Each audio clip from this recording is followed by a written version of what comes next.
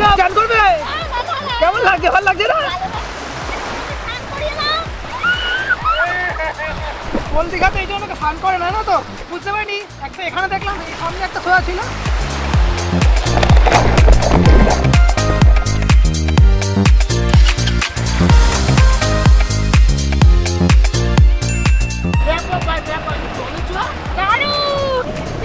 Heavy লাগছে, অসাধারণ।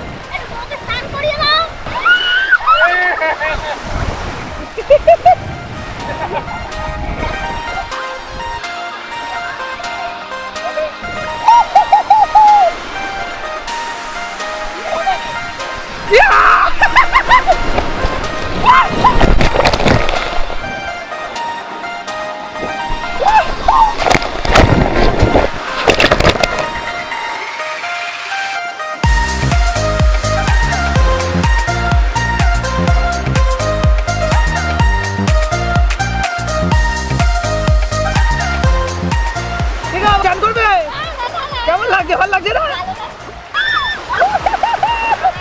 ভাই ঢেউ আছে, দেখ ঢেউটা দেখ।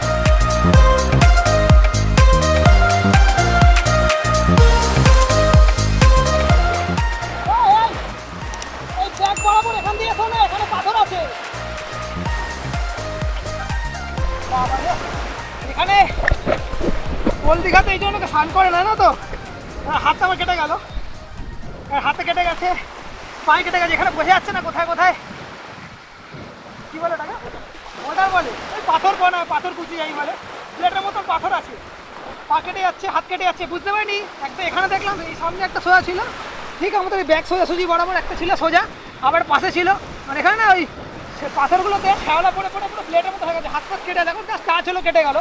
তো ওই জন্য লোকে ওল্ড দীঘাতে স্নান করে না, নিউ দীঘাতে যায়। আর প্লাস আমরা একটু ওইখানে স্নান ঘাটটা ওইখানে, ওই দিকটা স্নান ঘাট, আমরা এখানে স্নান করছিলাম অনেকটা দূরে, তো তার জন্য হতে পারে আমরা ওদিকটাই যাচ্ছি এবারে, যাতে হাত পাটা না কাটে, তারা ভালোভাবে ঘুরতে পারে। কিন্তু হাত পা কাট থেকে দুদিন আর ঘুরতে হবে না। এই বোল্ডাতে আমাকে উঠতে হবে ওই উপরে। বাবা রে, জুতো পরে তো আমার ঠিক লাগছে, পায়ে লাগবে না হলে আরো। আসতে পারছিস তো?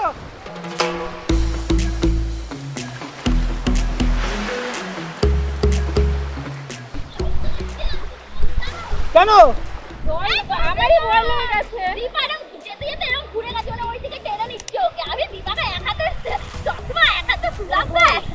দীপা বলছে কাঁদছে কেন? এই যে ঘুরে বলছে কাঁদছে কেন হচ্ছে বলে এসছি। আমি তো মরে যাবো। হাত ধরে কাঁদছো কেন?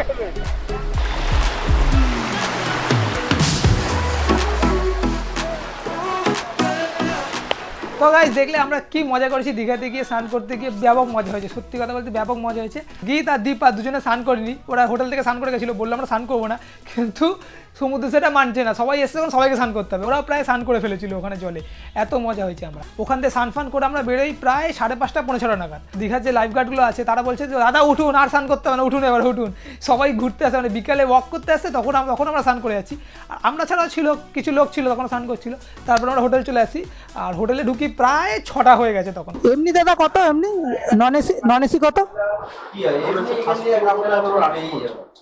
নন এসি 850 আর নিচে 650। আর নর্মাল এসি আমার যেটা আছে ওটা নর্মাল হলে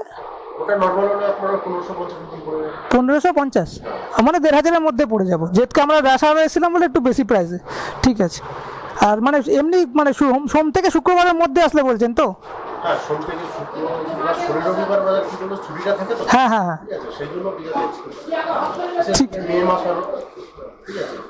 আচ্ছা। মে মাসটা মানে মার্চ এপ্রিল মেটা একটু বেশি ভিড় থাকে। আচ্ছা আচ্ছা, ঠিক আছে। তো তোমরা শুনে নিলে। আর এই 3 নাম্বারে ফোন করলেই হবে তো, যখন একটা। আপনার নামটা একটু বলবেন? মিঠুন। মিঠুন বিশ্বাস। তো তোমরা শুনে নিলে মিঠুনদার কথা, তো ওনাকে ফোন করে তোমরা আসতেই পারো। তো গাইজ আমরা যে রুমটা আছি সেই রুমটার প্রাইস হচ্ছে 2250 টাকা। যেহেতু আমরা এত রাশ আওয়ারে এসেছিলাম, এত লোক ছিল, রুম দেওয়া যাচ্ছিল না, তো ওর জন্য ওই রুমটা আমাদেরকে 3000 টাকা পড়েছে। তোমরা দেখতে পারো নর্মাল টাইমে ওইগুলো যদি নন এসি থাকে তাহলে তোমার 1500 টাকা নাম, যেটা যে রুমে আমরা আছি ওটা হচ্ছে 8 জন শোয়া যায়, নন এসিতে তাহলে তোমার ওটা 1500 টাকা পড়বে। আর যদি এসি নাও সেম রুমই তাহলে ওটা তোমার 2250 টাকা পড়বে। যেহেতু আমরা রাশ আওয়ারে এসেছিলাম ওর জন্য ওটা 3000 টাকা নিয়েছে আমাদের থেকে। কিন্তু আরেকটা যে রুম আছে সেটার এখনও প্রাইস বাড়েনি, তো বলেছে তোমাদের সঙ্গে অ্যাডজাস্ট করে দেবো। যেহেতু আজকের থেকে ফাঁকা হয়ে গেছে হোটেল, এই যে এই হোটেলটা যে আছে কিংজেল গেস্ট হাউস, এই গেস্ট হাউসে আমাদের এখন আজকে সকালে বেরোচ্ছিলাম তখন আমাদের ডাক ছিল যাতে হোটেল লাগবে, কিন্তু কালকে যখন আসছিলাম এই রুট বলো কেন, ইনফ্যাক্ট ওই বাজারের রুটেও যে হোটেলগুলো ছিল একটাতেও রুম ছিল না। তো সেই বুঝে তোমরা এসো। আর শুনে নিলে তোমরা এই এপ্রিল মে জুন মাসে একটু রাশ থাকে, তখন প্রচুর লোকে আসে, বিশেষ করে শনি রোববার করে।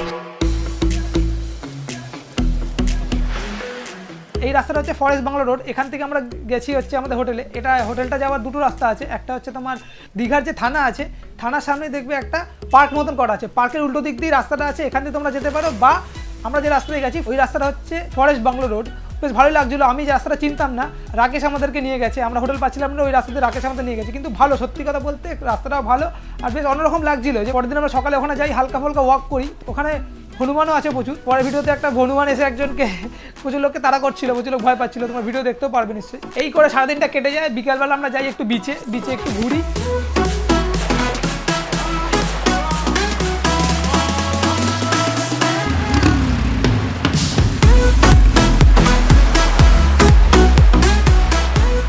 পাপড়ি চাট খাই, সবাই মিলে খুব মজা করি, তারপর আমরা চলে আসি রুমে।